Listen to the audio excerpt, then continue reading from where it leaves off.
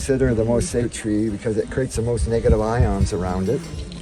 And the negative ions is what we're missing in the city. Plus, where two lines meet. So it's like an intersection. So the magnetic wind, which for here is 9 degrees off the 90 to the west. The magnetic declination changes as your position on the planet, so it's best to line up, tune into those lines, because then you're getting like a free top up, and it'll just create even some more magic there for the remedy that's brewing in there.